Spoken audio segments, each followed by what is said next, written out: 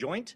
It is done in concert with our partners, which are comprised of more than a dozen investigative agencies here throughout the state of Nevada.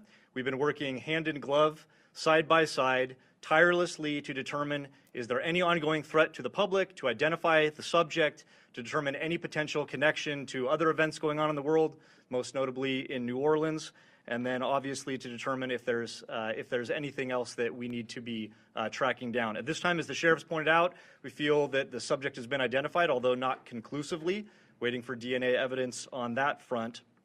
However, we do feel like we have the subject identified, and at this time there is no information about additional subjects that the FBI is tracking on. Our resources, as I mentioned, that have been deployed in support of this event include Special Agent Bomb Techs, our evidence response team, which is processing crime scenes, side by side with the forensics folks from Las Vegas Metropolitan Police Department, our investigators, our intelligence analysts, and then outside of the FBI Las Vegas field office, we have investigative leads that are being conducted by FBI field offices, both internationally and domestically as well. As always, when the FBI is involved with any sort of case like this, we ask for help for the public. Anyone with information related to this incident, we encourage you to please call 1-800-CALL-FBI, or you can submit a tip online at tips.fbi.gov. We've already received thousands of tips related to this incident. The challenge that we face moving forward is to separate those that are pertinent and relevant and those that can be verified from those that have not. For example, one of the tips that we received just today relates to information alluding to this subject's personal experiences related to his time and activity in the military. Again, that's unverified and uncorroborated, but one of many tips and leads that we will be following up in the days that come.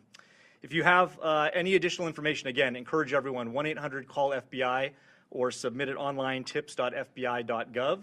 We will tirelessly work to exhaust all investigative leads and conclusively determine what the nature of this particular incident was, what the motivation was, and to the extent possible, share all that information as we obtain it.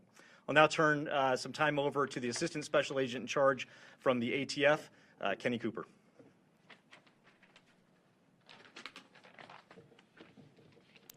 Good morning, everybody. My name is Kenny Cooper. I'm the Assistant Special Agent in charge of ATF San Francisco Field Division. ATF is bringing our expertise in post-blast investigations and our crime gun intelligence to specifically assist in this investigation. I will tell you that our Special Agent Bomb Techs are working with FBI and with Las Vegas Metro and sifting through that post-blast debris to find components and investigative leads that will derive from that evidence process. We're too early into that investigation process to give any determination as far as how this device was initiated. I will say that we do know that the components primarily consist of fireworks, mortars, aerial shells, and are all consumer fireworks.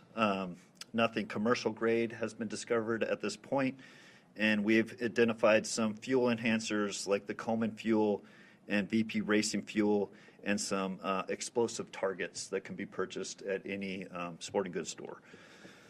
We've also, as the sheriff mentioned, we've identified 2 semi-automatic handguns recovered from the Tesla. We have successfully traced those firearms, and I can tell you that Matthew Livesberg lawfully purchased both of these firearms on December 30th, 2024. We have agents following up those investigative leads. We know exactly where those firearms were purchased, and we will share any developments from those leads as they come in. Thank you.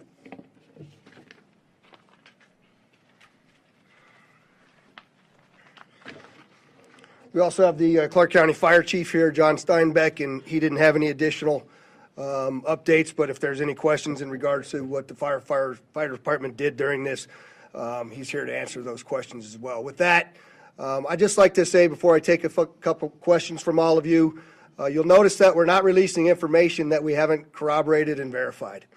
We're very well aware of all of the things that are going around on social media. But that's just the way we're going to conduct this investigation. We're not putting it out until we can tell you for a fact what information it is that we're putting out. And so we're going to continue to do that, but I'm also confident to tell the Las Vegas community and this great nation that we don't believe there's any further threat from this subject or anybody associated to him here in Las Vegas. With that, Denise, I saw you had your hand up. If you could just identify yourself, please. Did this suspect have any other connection to Las Vegas? Had he ever been here before, or any reason to be here? So the question was, did the subject have any ties to Las Vegas, or had he ever been here before? I do believe we had one instance a number of years ago where he stayed at a local hotel, but we're still trying to verify that information as well. Sir? David Charles, KLAS TV. There was, you have a gentleman in a Cybertruck, Trump Hotel. There's information that the FBI was in Colorado Springs last night, possibly at this gentleman's home. Any information about why? I think I'll let Spencer answer that question. Yeah, so as I mentioned, the motivation at this point is unknown. We are, as I mentioned earlier, following investigative leads both domestically and internationally as well. And so that includes search warrants and witness interviews, collecting forensic information, and basically trying to compile the facts. And so there's investigative activity taking place literally around the globe, trying to determine what the potential nexus is. But at this time, at this particular moment in time, as the sheriff aptly said, we have to focus on what we know and what we don't know. We know we have a bombing, absolutely, and it's a bombing that certainly has fact-raised concern. It's not lost on us that it's in front of, of the Trump building, that it's a Tesla vehicle, but we don't have information at this point that definitively tells us or suggests it was because of this particular ideology or any of the reasoning behind it. That's the purpose of the investigation that we're conducting, is to get to the bottom of exactly what happened, why and how. Sir? Tim Caputo with KBC in Los Angeles. You mentioned the number of similarities between this case and the one in New Orleans. How far in the investigation process do you guys go to try to rule out that they are connected, knowing that you already have a couple things that seem to connect them together? So the question is how are we working to rule in or rule out any connections to the New Orleans event? And the answer to that is every tip and lead that comes in, every piece of evidence that comes in, we don't discount it. We work it through. It's a interesting thing during these kinds of investigations that if these turn out to be simply similarities, very strange similarities to have. And so we're not prepared to rule in or rule out anything at this point. There's lots more for us to do in this investigation. We haven't even gotten into the phones or the computers, which are usually very, very instructive and informative to us as we investigate. And we've got a lot more work to do to trace him, to see the stores that he went to rule out anybody else. Lots of investigative work to do, and we're just trying to give you an update on what we know now that is factual. Was the gunshot wound to his head self-inflicted? We believe the question is, was the gunshot self-inflicted? And we do believe it was, since he was the only person in the vehicle, and it occurred immediately prior to the vehicle blowing up. Back there, sir? Yes, sir. Morgan Chesney, NBC News. With the evidence you've seen so far, are you comfortable now calling this a suicide mission? The question is, am I comfortable calling it a suicide mission? I'm comfortable calling it a suicide with the bombing that occurred immediately thereafter. I'm not giving it any other labels. And with the friends and family you've spoken to so far, have they shared any prior red flags? The question is, did we have any of the family members share any particular red flags? Again, I'll go back to what I know is circulating on social media, but none of that has been verified at this point. And final question, real quickly. All the components you found inside the Cybertruck, were they all purchased in Colorado? The question is, were all the components found inside of the Cybertruck purchased in Colorado? And I don't know the answer to that. That's part of why we're doing the extensive part of the investigation. Associated Press. Can you talk a little bit about the security measures you have in place at the hotel now? So, as you all know, we had just successfully completed a New Year's Eve event where hundreds of thousands of people come to Las Vegas. I've extended our posture just like it is for a New Year's Eve event, where I have thousands of police officers that are working day in and day out. Obviously, dozens and dozens of people that are working on this investigation as well. We'll continue to look at what that security posture looks like, but I'm confident in the safety of our community as we move forward. Go ahead in the middle there. Channel 13 here in Las Vegas. record at all? And also, do you know when that Turo vehicle was rented? The question was, is there any criminal record? None that I'm aware of. That has not been brought to my attention that he had a criminal record. And I said that the Cybertruck was rented on December 28th in Denver, Colorado. Right here. Hi, Stephanie Price, Fox News. Hi. Hi. Have you guys been able to verify that he checked into the Resort World Hotel the day before this? The question is, do we know if he checked into the Resorts World the day before this? I'm not aware of that information. Sir? Mike Allen, Fox 5 Vegas. You mentioned increased security presence at the Trump International. Is that going to extend further along the strip, or is it just there? And how long do you anticipate that? The question is generally about the security posture, and that's entirely our entire community, not only Fremont Street and the Strip, but surrounding neighborhoods as well, just to make sure that we have the community feeling that level of safety that they need to feel after an event such as this. Right next to you there. Katie from the Las Vegas Cybertruck. How exactly were you guys able to use the charging stations to track the car's route? The question is, how were we able to use the charging stations to track the vehicle all the way through? And I'm not exactly sure how to answer that question just yet. I know that there's some capability by being able to determine that the car is connected to the charger. One of the things that we're looking for is anybody that may have been at the charging location at the same time. We're looking to try to identify them because their vehicles would have also had cameras that would have taped anybody in and around them. We're trying to get people that may have been in the same locations at the same time that have video on their vehicle that could provide that video to us as well. I'll take two more. Go ahead. Can you talk about the damage being contained by the Cybertruck itself, and do you think that plays into whether he was aiming to hurt others or if it was a public suicide? Yeah, the question is about the Cybertruck and the lack of damage to the Cybertruck and containing the explosion. Carlos, if you could put that truck back up there, it might be helpful. But,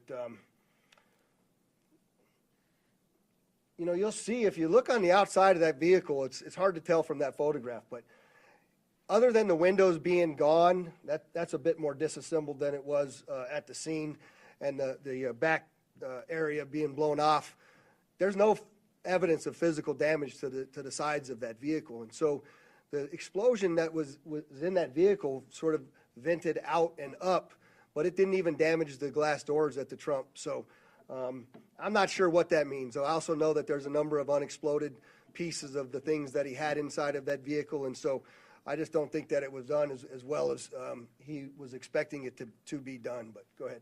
Sophia Rodriguez with Univision Vegas. I was wondering, were you able to recover the video from the Cybertruck, or was that destructive? So the question is, are we able to recover the video from the Cybertruck? And many of you may know that those Cybertrucks contain a tremendous number of cameras.